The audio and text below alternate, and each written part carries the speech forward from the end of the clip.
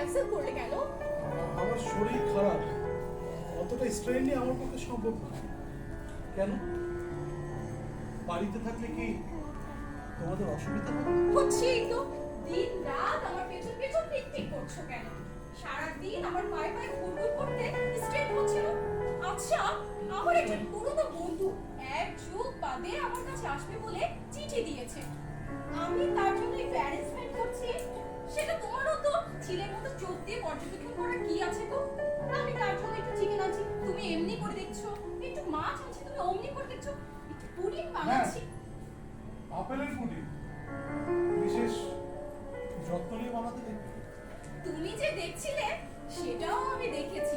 যে দুর্বাসার দৃষ্টি তুমি জিনিসটার উপর ছেড়েছো, খেয়ে তার হজম হলেই হয়। আগে তো কত নতুন নতুন এসেছি, কিন্তু কই কারোর জন্য তেমন ঘটা করে সাজগোজ করতে দেখিনি। কোরমা, কোপ্তা, পুডিং বানাতে একটু বেশি বেশি লাগছে তা লাগবে। আজ তো আবার আমার জন্মদিন। তোমার জন্মদিন আজ? আহা, প্রভা জানে আজ আমার জন্মদিন। তোমার তোমার জন্মদিন কি এক একজন এক এক রকম জানে? সকাল বিকেল 4 মাইল করে হাঁটার কথা, মাস। ডাক্তার বলেছে মাস। আমাকে না খুঁজিয়ে যাও না, নদীর ধারে হেঁটে আসো। নদীর ধারে নাটকের অনেক প্লট পাবে, তুমি চুটিয়ে লিখতে পারবে। প্রভা, ভদ্রটা কে? মা, সে কি? কথা কখন ছিল কেন? একটা সর্বনাশ না ঘটিয়ে তুমি ছাড়বে না। সৌম্য, তোমার নিজের শরীর তুমি নিজে খেয়াল না রাখলে 10টা ডাক্তার পেলা দিয়েও কিছু করতে পারবে না, বুঝলে? কিন্তু তুমি বা পরিষ্কার করে সবকিছু বলছো না কেন? তোমারই বা সবকিছুর অত আদি নারী নক্ষত্র জানার তো বাইনা কেন? টেনশন আর টেনশন। আজকাল তুমি অল্পতেই অনেক বেশি অস্থির হয়ে পড়ো সৌম্য। তোমার খেয়াল রাখা উচিত যে তোমার বুকে আছে, আমার যথেষ্ট খেয়াল আছে। আমার বুকের খেয়ালটি নেই তোমার? খেয়াল করো না তুমি? আমি হ্যাঁ তুমি। আমি খেয়াল করি না? হ্যাঁ তুমি। তুমি আমার টেনশন সৃষ্টি করো, করছো। তা তো বলবে, দিন রাত কত বাঁকা বাঁকা কথা বলবে। আমি যতই চুপ করে থাকি কিনা, হেসে সব গা থেকে ছেড়ে ফেলি। যতই চুপ করে থাকি ততই বলে যাও। হাসি মজা, হাসি মজা কিচ্ছু ভালো লাগছে না। কে প্রভাত হালদার? কোনোদিন কোনোদিন তার নামটাও তো শুনিনি। আজ আজ এতদিন পর কোত্থেকে উড়ে এলো? নাম শোনাবার দরকার হয়নি বলেই শোনেনি। আর কলেজ ছাড়ার পর কে তার খবর রেখেছে? আর প্রভাত, সে তো অনেকদিন বিদেশ ছিল, এই তো 3 কুড়ি আগে দেশে ফিরেছে। ফিরেই তোমার কথা মনে পড়লো? করলে আমি কি করব? পড়লে পড়লে তুমি কি করবে? সেদিন যখন নীল খামে প্রভাত হালদারের চিঠি এলো, তুমি একটিবারের জন্য সেই চিঠিটা আমাকে পড়তে দিলে না। আজ পর্যন্ত দাওনি। বেশ তো, আমার একটা চিঠি না পড়লে কি তোমার মাথা খারাপ হয়ে যাবে? তোমার সব চিঠি কি আমি দেখেছি? আর প্রভাতের চিঠিটা হারিয়ে গিয়েছে। তোমার সব থিয়েটারে প্যাচ পড়ছে, আমার ভালো লাগে না তুমি। সত্যি? ওমা, একদিন না আমার থিয়েটারে নাটক দেখেই থিয়েটার বসে নাট্যকার বসে আমার প্রেমে পড়েছিলে। থিয়েটার তোমার ভালো লাগে না? এ তুমি কি বললে গো? গুরুপ থিয়েটার আন্দোলন চলবে কার ভরসায়? আর আমরা অফিস ক্লাবের ভাড়াটে অভিনেত্রীরা আমরা যে পথে বসবো গো। থিয়েটারের উপর তুমি দোষা করো না গো। সহ্য। এই দাঁড়াও দাঁড়াও, সন্ধেবেলা আর নদীর ধারে যেতে হবে না। যাকে বাবা, বলেই ফেলি প্রভাতকে। আর কিছুক্ষণ পরে প্রভাত চলে আসলেই তো সবকিছু ফাঁস হয়ে যাবে। প্রেশার ওষুধটা খেয়েছো?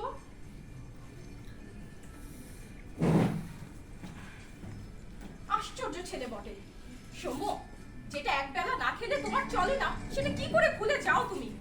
সত্যি সৌম্য, নিজের শরীর নিয়ে তুমি একটা ভয়ঙ্কর খেলা শুরু করেছো। ওষুধটা নেই? যেটা বলছিলে। কি বলছিলাম? আবার? ও প্রভাত, আমিও বটে। বায়া ডায়লগ দিতে দিতে আসল নাটক যে কোথায় পড়ে থাকে। প্রভাত মোস্ট অর্ডিনারি ছেলে গো। মফস্বল থেকে কলেজে আসতো, গায়ে মফস্বলী গন্ধ, মাথায় নারকেল তেল, পায়ে কাবলি জুতো, পকেটে কোচা, আর এক গাল বোকা বোকা হাসি। যে ওষুধটা দিয়ে আসো। মাঝে কথা ছাড়ো। এই এই প্রভাতের সাথে কি ছিল তোমার? কি কি সম্পর্ক ছিল? আমার যা বলবার আমি বলে দিয়েছি, এরপর তোমার যা ইচ্ছে তুমি ভেবে নিতে পারো।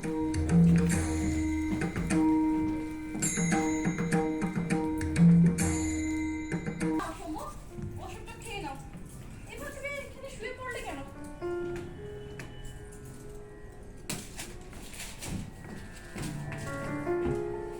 এটা কোথায় পেয়েছো? পড়েছি। কেন পড়েছো? লুকিয়ে অন্যের চিঠি কেন পড়বে তুমি? ছি, কি বিশ্রী স্বভাব। চিঠিটা তাহলে অতি যত্ন করে লুকিয়ে রাখার কারণ ছিল। না থাকলে রাখবো কেন? সেই কথাটা বুঝতে আজকাল এত দেরি তো হচ্ছে কেন তোমার? সত্যি সত্যি আর পারা যাচ্ছে না তোমার সঙ্গে। চুপ। প্রভাত, তুমি আমার জীবন প্রভাতের প্রথম প্রভাত। ওই চিঠিতে আছে, তুমি বলেছিলে প্রভাত হালদারকে। আমার নিজে বলে কিছু থাকবে না, একার বলে কিছু থাকবে না, সবকিছুর উপর দিন লাইট তোমার ওই সার্চ লাইট ওটা ঘুরছে।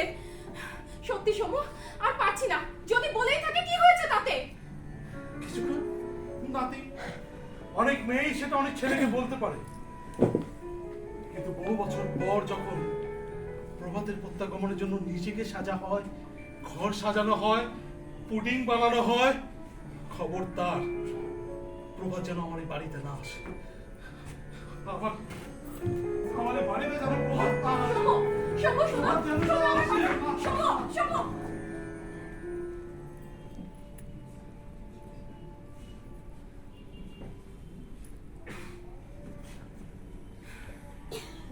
ঠিক জানতাম চিঠিটা পড়ে নিলে তুমি এমনটাই ভেবে নিলে। তাই তো চিঠিটা লুকিয়ে রেখেছিলাম, বুঝলে? তোমার অবস্থা স্বাভাবিক থাকলে এসব লুকোছাপির কোনো দরকার ছিল না। প্রভাতকে আমি ভালোবাসি। ওরকম ন্যাকা বোকা হাদাকে ভালোবাসা? কলেজ সোশ্যালে আমার অভিনয় দেখে প্রভাত হয়ে উঠেছিল আমার মস্ত বড় ফ্যান, গুণমুগ্ধ ভক্ত।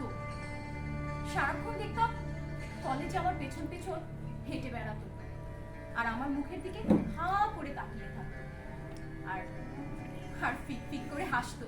তুমিও হাসতে শুনি। হ্যাঁ, মফস্বলে ক্যাবলা ছেলেদের ক্যাবলাবো দেখে হাসতে হয়, হাসি পায়। আহা, তুমি বুঝি বলনি আমার কথা? কি কি বলেছি আমি? তুমি বলেছিলে তুমি আমায় খুব। বাজে কথা। রিনা অর্পণ আমাকে সব বলেছিল। আরে বোকা, রিনা অপর্ণারা তোমার সঙ্গে মজা করতো, মজা। আহা, তুমি যে কতদিন ঘন্টার পর ঘন্টা বসেছো, কত খেয়েছো। খেয়েছি তো বেশ করেছি। তোমার বাবার কোল্ড স্টোরেজ ছিল, আর তুমি ক্যাশ ভেঙে প্রেম জমাতে আসতে। খাবো নাকি অমনি ছেড়ে দিব? আসলে তুমি তো ছিল আমাদের মোর্গা। কলেজে নাম করা মেয়েদের ওরকম দু একটা মোর্গা থাকে। শোনো, পরের কাছে কিন্তু ভালোবাসার কথা চেপে যাচ্ছে। হ্যাঁ, ভালোবাসা না ছাড়। তাহলে তুমি তোমার জন্মদিনে আমাকে নিমন্ত্রণ করেছিলে কেন? হ্যাঁ, আমার মনে আছে। ওই দিনটায় আমি তোমাকে একটা দামি ঘড়ি গিফট করেছিলাম। ন্যাকামো করো না, ওটা মোটেই আমার জন্মদিন ছিল না।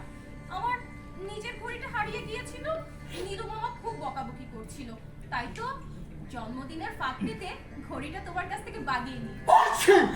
এই ছি ছি, কি করছো? তোমার মনে আছে তোমার ওই শামুকের মধ্যে আমরা সব বন্ধুরা মিলে একদিন মরিচের গুঁড়ো ভরে দিয়েছিলাম, আর তুমি আমি একসময় হেঁচে র্যাগিং র্যাগিং করতাম তোমাকে, অভিনয় করতাম তোমার সঙ্গে। র্যাগিং? তা নয়তো কি, ভালোবাসা। থিয়েটার ছাড়া কোনদিন কিচ্ছু ভালোবাসি, বুঝলে? ঢাকা তখন থিয়েটারে উত্তাল। রাগিং থিয়েটার, দুরন্ত থিয়েটার, শৌখিন থিয়েটার তখন চাবুক চালাচ্ছে। চারপাশে সব লন্ড ভন্ড দুষ্টকে তাক করে দিচ্ছে। ঠিক ঠিক ওইখানটাতেই সৌম্য, দুর্দান্ত সৌম্য, আগুন। আমার ভালোবাসা সৌম্য, আমার প্যাশন, আমার ভালোবাসা। যাকে তুমি ওসব বুঝবে না, সত্যি? কখন আসছো তাই বলো। আমি আসলে কিছুই বুঝে উঠতে পারছি না। বুঝতে পারছো না বলেই তো সুযোগ। সুযোগ মানে কি? এই, তোমার ওই বুক পকেটটা ফুলে আছে কেন? টাকা আছে, টাকা। ওই সুযোগে তোমার ওই পকেট আমি ফাঁকা করে নিব। মানে 25,000 টাকা নিব। 25,000? হ্যাঁ, 25,000 টাকা। এর কম হবে না। টাকাটা আমাকে নিতেই হবে, পেতেই হবে। না হলে যে কোনো মুহূর্তে সবকিছু বন্ধ হয়ে যাবে। Ready stop. টাকা কি বলছো তুমি? তোমার জন্য আমি জীবন দিতে পারি। জানি। এখনো সেদিনকার মতোই বুদ্ধুরাম হয়েই আছো।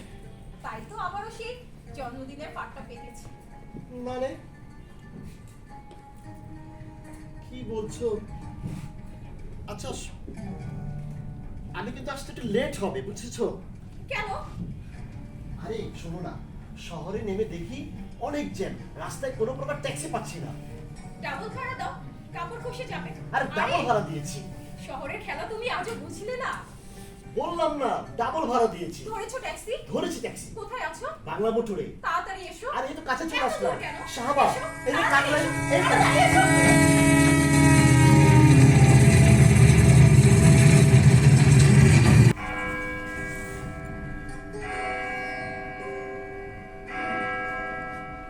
আটটা বেজে গেল, তাই তো। এখনো এলো না। তাহলে কি আসবে না? না, লিখেছে যখন ঠিকই আসবে। কি জানো, এতটা পথ দূরে আসবে? খুব চিনতে পারছি। এত ভালো চিনতে পারছি যে অবাক হয়ে তাকিয়ে আছি। তো আগের মতো তুমি কি করে রয়ে গেলে প্রভাত? হ্যাঁ, সবাই বলে আমি নাকি একই রকম। সত্যি, কোন মরুভূমির দেশে দিন কাটিয়ে এসেছো, কত দিন কেটে গিয়েছে, কিন্তু একটুকু বদলাওনি তুমি প্রভাত। বলেছি তো, সবাই বলে আমি নাকি বদলাইনি। বসো।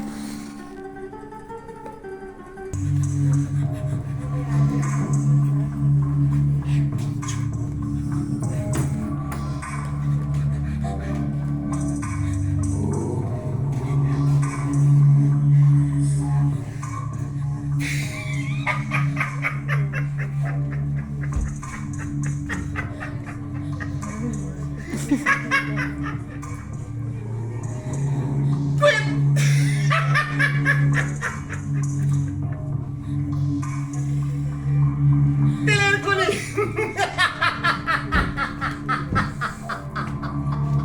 লাখ লাখ টাকা সব কথা। এখন আমি নিঃস্ব, ফকির। বাবার চিংড়ি মাছের কোল্ড স্টোরেজ, ঘর বাড়ি সব ফুটে গেছে। দুনিয়ার লোক ঠকিয়ে ঠকিয়ে আমাকে ভূত করে দিয়েছে। এখন আমি এই করে খাই।